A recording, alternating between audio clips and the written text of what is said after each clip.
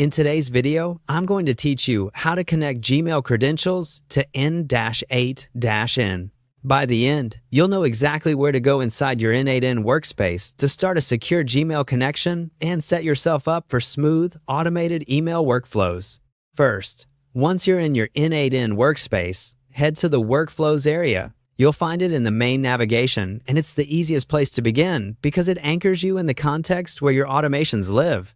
Think of workflows as your home base. From here, you can access projects, executions, and, crucially for today, your credentials. If your workspace is busy, take a second to confirm you're looking at the right environment before moving on. Next, click on the Personal project.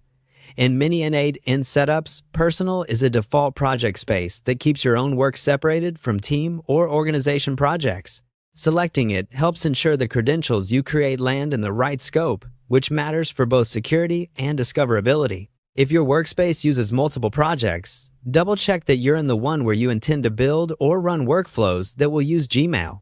Keeping credentials in the same project as the workflows that reference them can prevent permission conflicts later. Now, open the Credentials section.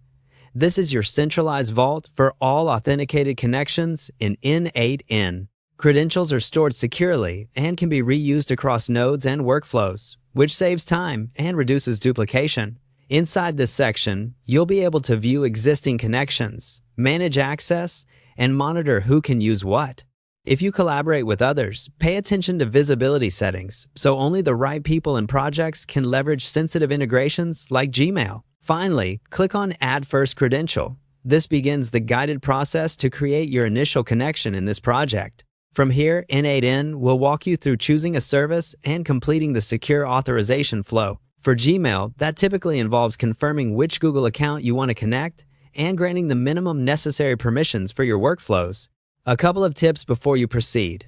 Use a clear, descriptive name for the credential so you can recognize it later.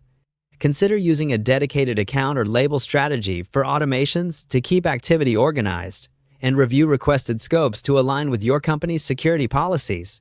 If your organization enforces multi-factor authentication or restricted app access, make sure you have the right approvals in place before you continue. That's all you need to get to the starting point of a secure Gmail connection in n8n. You're now inside the correct project, at the right vault, and ready to complete the authorization when prompted.